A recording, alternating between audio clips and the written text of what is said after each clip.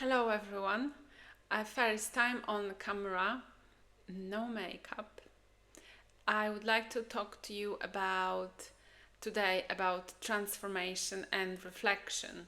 Was my first assignment, or is still my first assignment for my coaching qualification, and it's about how I think about myself, how I reflect on myself, and it's about self-awareness. I had this conversation with someone who was actually a date, and I had this conversation with this guy who had a really high flying job, some sort of director or whatever. And I was talking to him or with him about, yeah, basically self reflecting on ourselves. Somehow I have an ability to always guide a conversation. So we are talking about the the soul or spirituality, but this person doesn't know it, especially if they are not spiritual. Those conversations do not take place very often, I believe.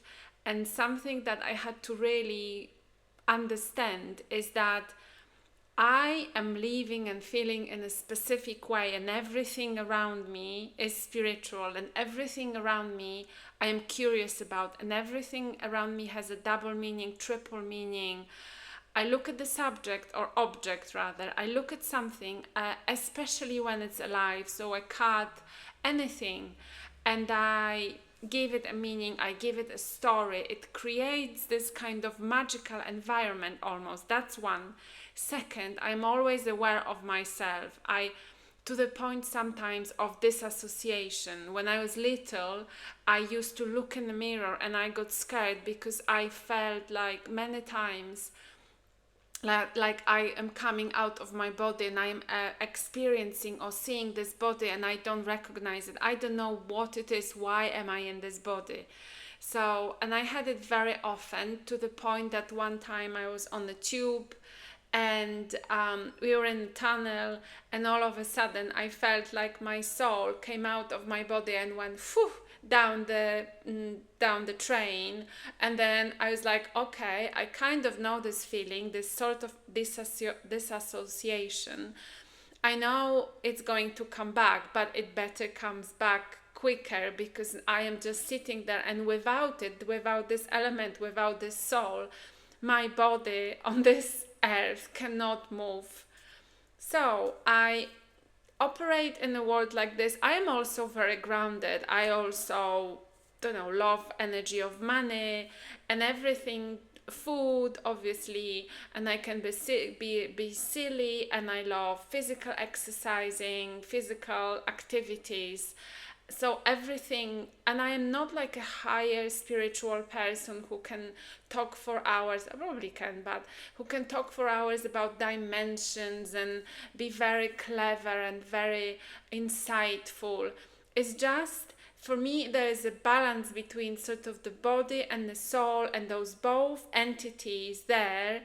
And sometimes I have to say to my soul, come back to my body. Here we are, here now. What's happening out there is all fine, but we are here now, so let's try to be one rather than going off.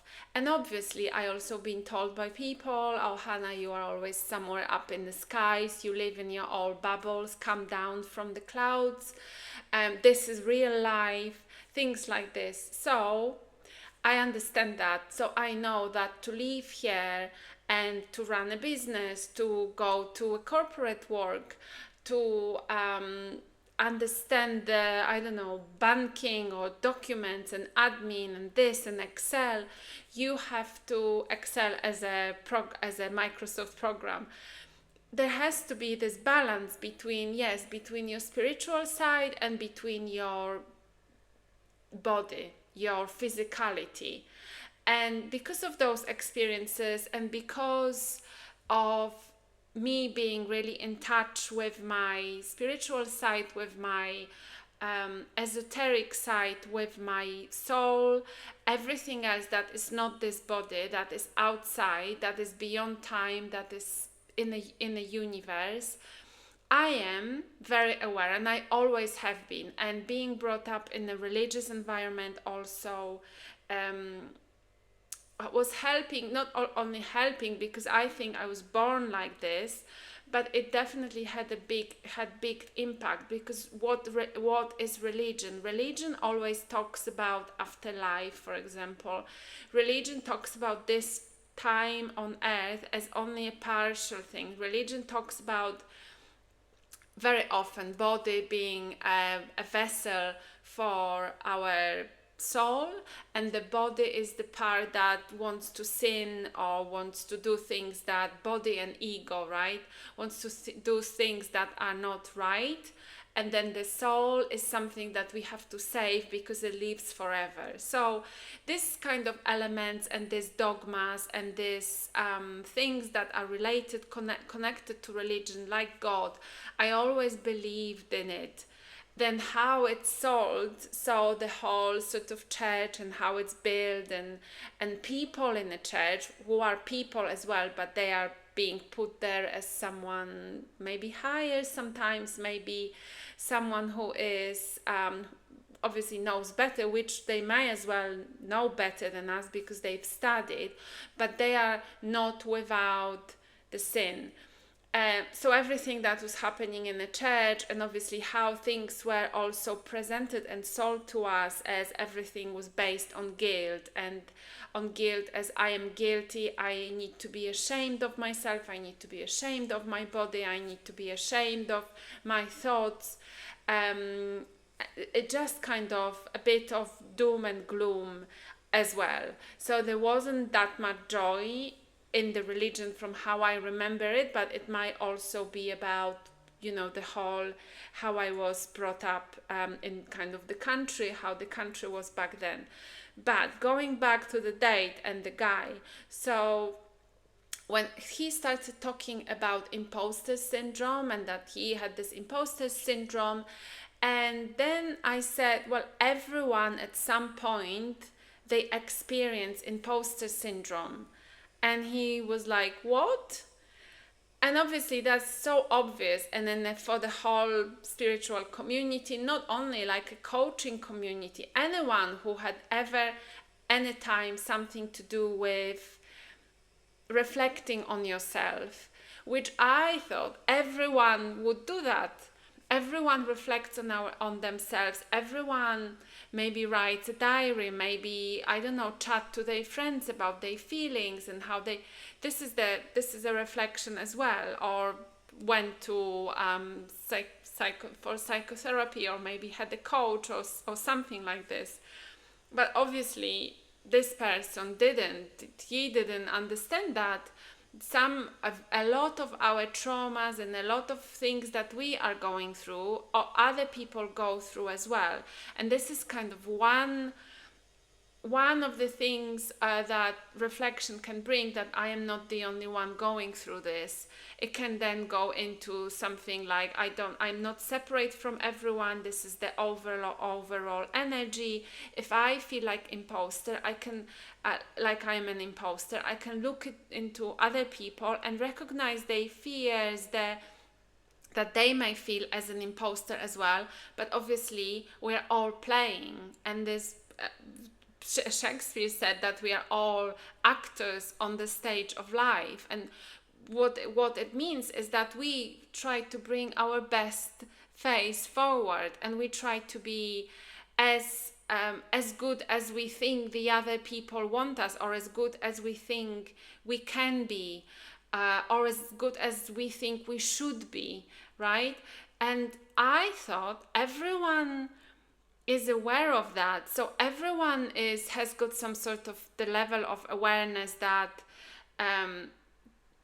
that we all share. But obviously the realization is that no, that's not the case. And I think that, for example, if I put this video out, because the jury is still out for this one, I'm not sure, but I'm doing this for my own development. So also to see myself back and see how this is, how it's going, how I am there, as my development. So hopefully you're not gonna judge it too harshly.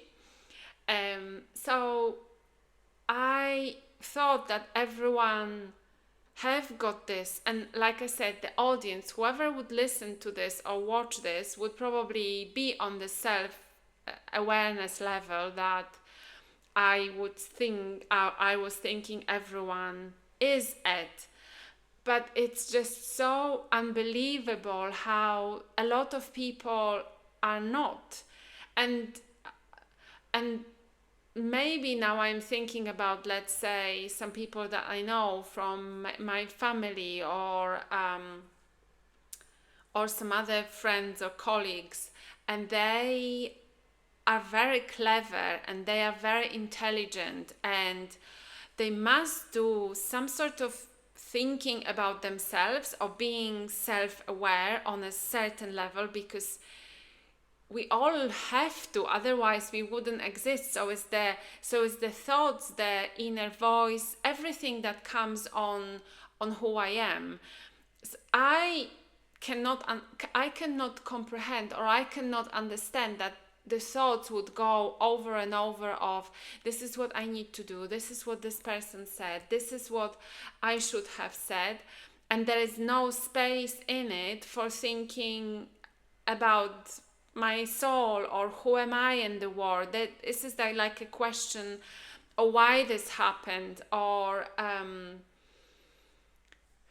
yeah, like what's my essence, who am I behind all of this, who am I behind all of those masks, and stop blaming the environment and looking at everyone around as this is not my fault, it's someone else's fault, like that.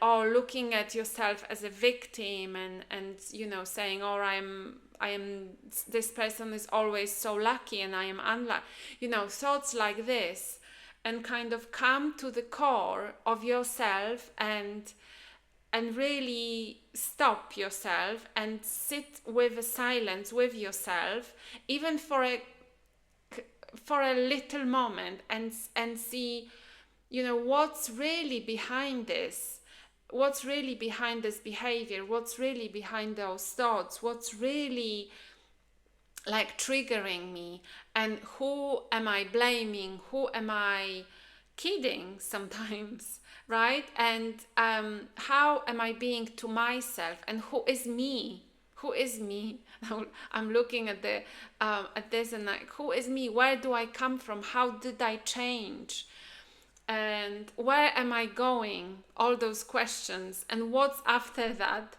Like, these are the questions that I almost ask myself every day, and it's funny because they're like, oh, such a big questions, and it's almost like I cannot make small talk because all I come is those big questions.